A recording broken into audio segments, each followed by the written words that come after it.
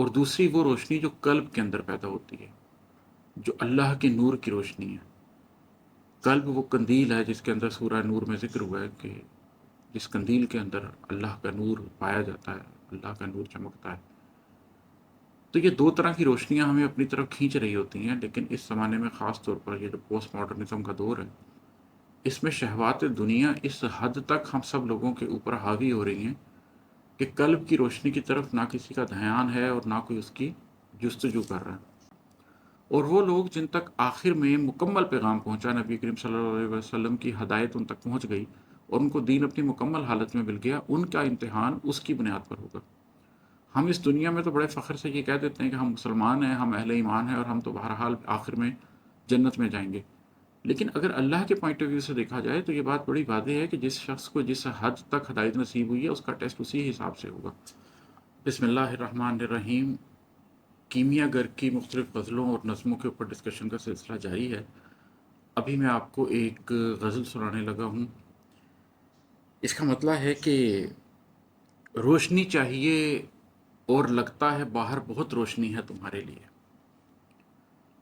روشنی چاہیے اور لگتا ہے باہر بہت روشنی ہے تمہارے لیے، قلب میں کوئی جگنو بچایا بھی ہے، یا یہی زندگی ہے تمہارے لیے۔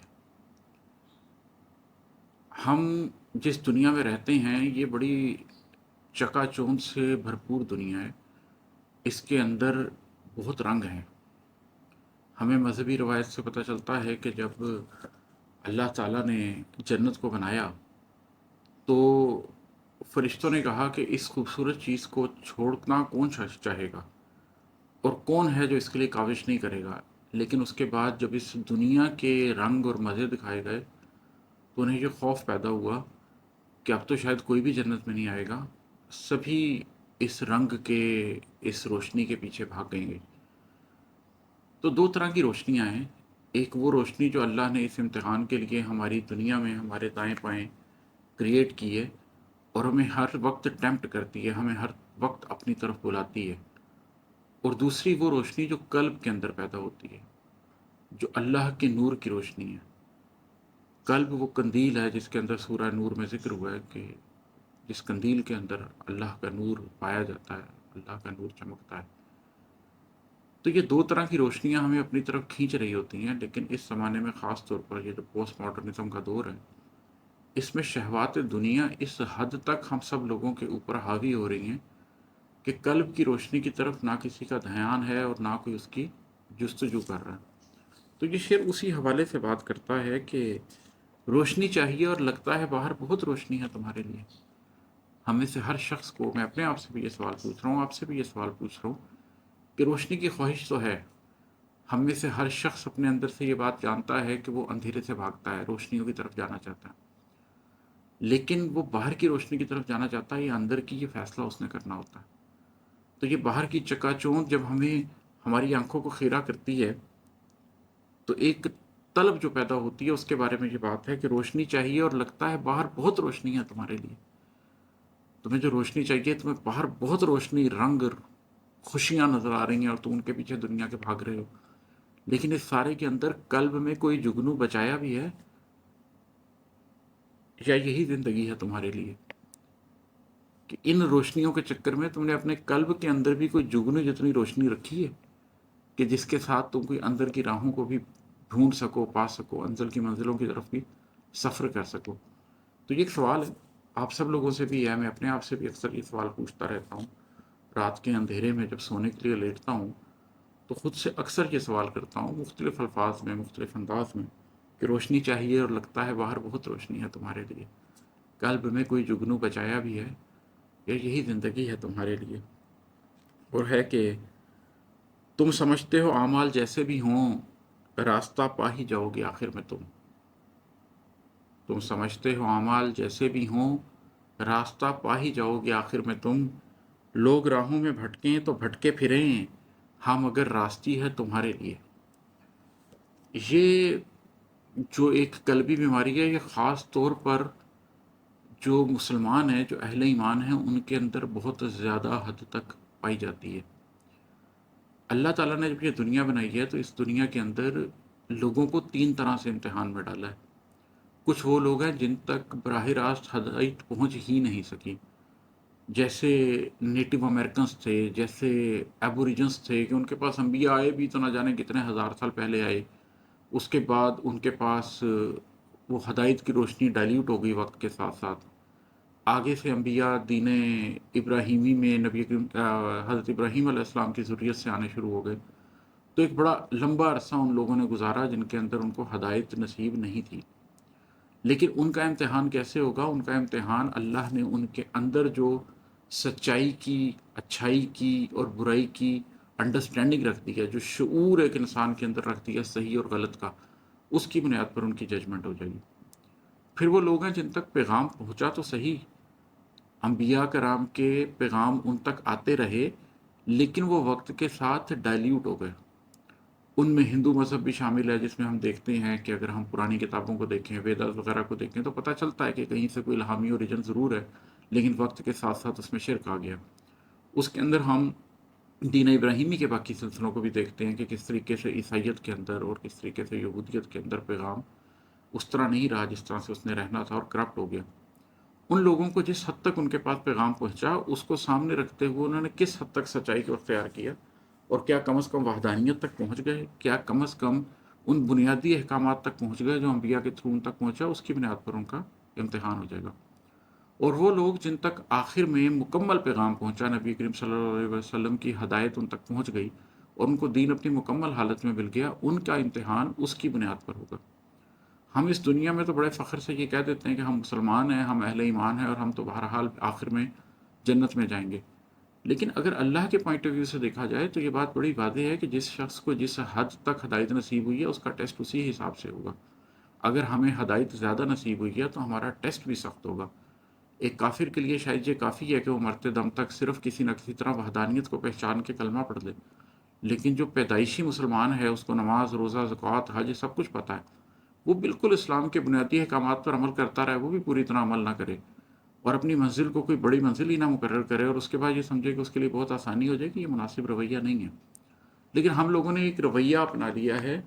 پہلے عیسائیت میں یہ رجحان آیا کہ انہوں نے کہا کہ عیسیٰ علیہ السلام کی وجہ سے ہم سب لوگوں کی بخشش ہو جائے گی، اور پھر ہم لوگوں نے یہ ایک رویہ اپنا لیا کہ ہم جس نسبت سے مسلمان ہیں، اس نسبت کی وجہ سے ہماری بخشش ہو جائے گی، حالانکہ اللہ تعالیٰ کا قانون یہ نہیں ہے۔ پاسنگ مارکس آپ نے خود لینے ہیں، اس کے بعد اللہ کی رحمت، اس کے بعد اللہ کی طرف سے آپ پہ فضل اور آپ کے درجات بلند کر دیے جائیں تو وہ بھی ایک چیز ہے۔ تو ہم لوگ جو سمجھتے ہیں کہ دوسروں کے لیے بہت کڑا امتحان ہے، دوسروں کے لیے بہت سختی ہے، ہندو کے لیے، سکھ کے لیے، کرسچن کے لیے، جو کے لیے، اور ہمیں تو بالآخر جنت مل ہی جانی ہے، یہ جو تاثر ہے یہ مسلم امہ کو بہت نقصان پہنچا رہا ہے۔ تو اس حوالے سے یہ شعر ہے کہ تم سمجھتے ہو اعمال جیسے بھی ہوں، راستہ پا ہی جاؤ گے آخر میں تم سمجھتے ہو اعمال جیسے بھی ہوں، راستہ پا ہی جاؤ گے آخر میں تم، لوگ راہوں میں بھٹکیں تو بھٹکے پھریں، ہم اگر راستی ہے تمہارے لیے، تمہیں سیدھا راستہ مل ہی جانا ہے۔ میں آج کل دنیا میں دیکھتا ہوں لوگوں کو کہ وہ اسلامک ایسکیٹالوجی کے پوائنٹ آف ویو سے ڈسکس کرتے ہیں کہ امام المہدی کے آنے کا ٹائم ہو گیا، عیسیٰ علیہ السلام کے آنے کا ٹائم ہو گیا، اور وہ لوگ نماز نہیں پڑھ رہے ہوتے، اور وہ لوگ زکوٰۃ نہیں دے رہے ہوتے، اور ان لوگوں نے رشوتیں لی ہوتی ہیں، لیکن ان کا خیال ہوتا ہے کہ جب امام المہدی آئیں گے تو وہ ایک رات میں کھڑے ہوں گے اور ان کے ساتھی بن جائیں گے۔ ایسا نہیں ہوتا۔ آپ جس جگہ پر ہیں اور جس حد تک کر سکتے ہیں وہ آپ کی ذمہ داری ہے، اگر آپ وہ کریں گے تو زندگی میں جب کبھی ایسا وقت آئے گا تو اللہ تعالیٰ آپ کے اوپر فضل کرے گا اور آپ کو ہدایت والوں میں کھڑا رکھے گا۔ لیکن اگر آپ چھوٹی نیکی کرنے کی صلاحیت رکھتے ہوئے نہیں کرتے اور سمجھتے ہیں کہ بڑی نیکی کے وقت آپ کر لیں گے، اگر آپ چھوٹی برائی سے بچتے وقت اس سے نہیں بچتے اور لگتا ہے آپ کو کہ آپ بڑی برائی سے بچ جائیں گے، تو ایسا نہیں ہوتا۔ تم سمجھتے ہو اعمال جیسے بھی ہوں، راستہ پا ہی جاؤ گے آخر میں تم، لوگ راہوں میں بھٹکیں تو بھٹکے پھریں، ہم اگر راستی ہے تمہارے لیے۔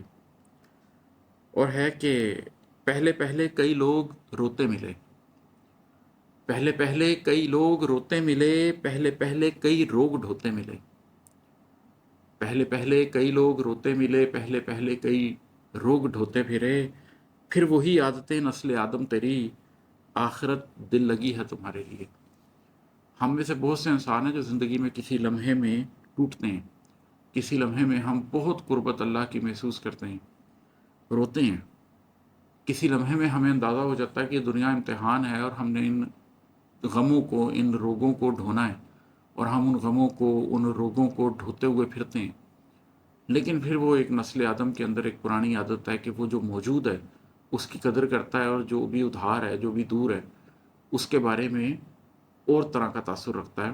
اس دنیا کے اندر بھی وہ پائی جاتی ہے۔ ہم دیکھتے ہیں کہ اگر آپ کسی بچے سے بھی بات کریں تو اس بچے کو آپ کو سمجھانا پڑتا ہے کہ تیاری کر لو، اچھا پڑھ لو، ورنہ مستقبل میں تمہاری زندگی بڑی عجیب سی ہو جائے گی۔ لیکن وہ بچہ اس ٹائم یہی چاہ رہا ہوتا ہے کہ وہ کھیل کود میں لگا رہے، اس کو لگ رہا ہوتا ہے بڑے ہوں گے تو دیکھی جائے گی۔ ہم سب بھی ایسا ہی کرتے ہیں، ہمیں لگتا ہے کہ یہ دنیا بڑی اہم چیز ہے اور آخرت کو دیکھ لیں گے، when the time will come تو ہم پھر اس برج کو بھی کراس کریں گے۔ تو اس کی وجہ سے ہم آخرت کو اہمیت نہیں دیتے۔ تو پہلے پہلے کئی لوگ روتے ملے، پہلے پہلے کئی روگ ڈھوتے ملے، پھر وہی عادتیں نسل آدم تیری آخرت دل لگی ہے تمہارے لیے۔ آخر میں ہم آخرت کی طرف سے ہمارا دھیان ہٹ جاتا ہے اور ہم اس دنیا کے جھمیلوں میں واپس پھنس جاتے ہیں۔ کنٹینیوس رینیول کے بغیر لیپس آ جاتا ہے اور دنیا ہمیں زیادہ مقدم ہونے لگ جاتی ہے۔ اور ہے کہ جانور سے بھی بہتر نہیں جان لو، پر فرشتوں سے افضل ہو پہچان لو۔ جانور سے بھی بہتر نہیں جان لو، پر فرشتوں سے افضل ہو پہچان لو۔ اسفل السافلین بھی تمہارے میں ہیں اور جنت بنی ہے تمہارے لیے۔ اللہ تعالیٰ قرآن میں یہ بات فرماتے ہیں نا کہ ہم نے انسان کو بہت سے اونچوں سے اونچا پیدا کیا، لیکن پھر اس کو گرایا اور وہ نچلوں سے بھی نچلا تر ہو گیا، اسفل السافلین میں شامل ہو گیا۔ تو ہم لوگ ایک بڑی عجیب چیز ہے کہ ہمارے اندر حیوانی جبلتیں بھی ہیں، ہم ایک جانور بھی ہیں، ہمارا جسم مکمل طور پر ایک جانور کا جسم ہے، لیکن ہمارے اندر فرشتے کی فرشت بھی ہے۔ جو روح ہے وہ ایک طرح سے آپ سمجھ لیں کہ جیسے بہن بھائی کا رشتہ ہوتا ہے، اسی طرح روح کا اور فرشتے کا تو ویسے ہی رشتہ ہے۔ تو روح وہ ایک پاکیزگی بھی رکھتی ہے۔ اب جانور نے اپنی جبلت پہ زندگی گزارنی ہے، آخرت کا امتحان نہیں دینا۔ فرشتوں نے اپنی پاکیزگی اور نورانیت پر زندگی گزارنی ہے، انہوں نے بھی آخرت کا امتحان نہیں دینا۔ لیکن ہمارے اندر یہ جانور اور فرشتہ ایک ہی قالب کے اندر مکس کر دیا گیا۔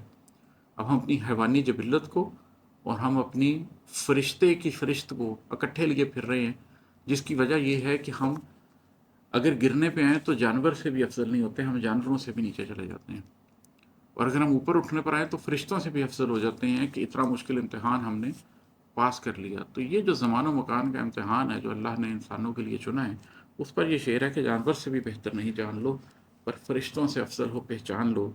اسفل السافلین بھی تمہارے میں ہیں اور جنت بنی ہے تمہارے لیے۔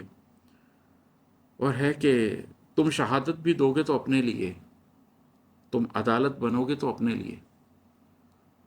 تم شہادت بھی دو گے تو اپنے لیے، تم عدالت بنو گے تو اپنے لیے۔ بے کراں سوز منزل ہمارے لیے، منزلوں کی خوشی ہے تمہارے لیے۔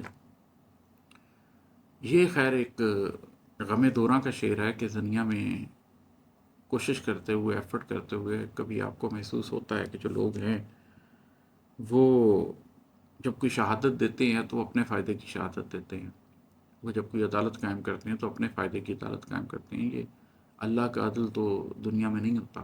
کوئی شخص ہے جو اس کے رستے پہ چلنے کی کوشش کرتا ہے، ذوالقرنین بننے کی کوشش کرتا ہے، یا داؤد علیہ السلام کی طرح انصاف کرنے کی کوشش کرتا ہے۔ ادروائز تو اس دنیا میں لوگوں نے شہادت بھی اپنے لیے ہی دیتے ہیں اور عدالت بھی اپنے لیے ہی لگاتے ہیں، جس کا نتیجہ یہ نکلتا ہے کہ جو ایک بے کراں سوز منزل ہے وہ اس شخص کو حاصل ہوتا ہے جو اس دنیا کے جھمیلوں میں پھنسا ہوتا ہے اور دنیا کی مختلف عدالتوں میں اور دنیا کے مختلف جگہوں پر شہادتوں میں بیٹھتا ہے اور اپنے خلاف فیصلے ہوتے ہوئے دیکھتا ہے، اور یہ فیصلہ اس کو نظر آتا ہے کہ لوگ کس طریقے سے اپنی منزل کی خوشی کے لیے دوسرے لوگوں کو رگیدتے ہیں، دوسرے لوگوں کو تکلیف سے گزارتے ہیں، اور ایک سوز منزل جو بے کراں ہے وہ دوسرے لوگوں کے لیے چھوڑ دیتے ہیں۔ مگر اس کے اندر ایک امید بھی ہے کہ جو شخص اللہ کی طرف یہ نسبت رکھتا ہے، یہ گمان رکھتا ہے کہ ایک دن آئے گا جب اللہ ایک عدالت لگائے گا اور اس کے اندر شہادت بھی پاکیزہ ہوگی اور اس عدالت کا فیصلہ بھی نہ صرف انصاف پر بلکہ احسان پر مبنی بھی ہوگا، تو وہ پھر اس دنیا کی عدالت میں جب اپنے خلاف فیصلے ہوتے دیکھتا ہے، اپنے خلاف شہادتیں آتی دیکھتا ہے، اور یہ ہوتا دیکھتا ہے کہ دنیا کو خوشیاں مل رہی ہیں اور اس شخص کو ایک سوز منزل مل رہا ہے بے کراں، تو پھر وہ اس سوز منزل کے لیے چل پڑتا ہے، وہ اندر کے سفر پہ چل پڑتا ہے، وہ اس دنیا کی عدالتوں سے ملنے والے انصاف کی بجائے اندر کے سفر سے حاصل ہونے والی منزل کی جستجو میں لگ جاتا ہے۔ تو یہ ایک ڈائریکشن ہوتی ہے جو دنیا کی بیٹریل کے بعد ہی آپ کی ذات کو حاصل ہوتی ہے۔ موسیٰ علیہ السلام نے جب ان کو بھاگنا پڑا مدین کی طرف تو انہوں نے یہ وقت دیکھا، یوسف علیہ السلام کے اوپر یہ وقت آیا جب ان کو زندان میں ڈال دیا گیا۔ تو جب آپ ایک بے قرار سوز منزل کو لے کر آگے بڑھتے ہیں تو پھر آپ کے اندر سے وہ نور پھوٹتا ہے جس کے نتیجے میں آپ ایک نئی زندگی کی بنیاد رکھتے ہیں۔ مکتا ہے کہ تشنگی چاہتے تھے جنوں کے لیے، تشنگی چاہتے تھے جنوں کے لیے، سوچتے تھے کہ غم میرے منزل بنے۔ تشنگی چاہتے تھے جنوں کے لیے، سوچتے تھے کہ غم میرے منزل بنے۔ اب بماد اس محبت سے آگے چلو، اور بھی بے کلی ہے تمہارے لیے۔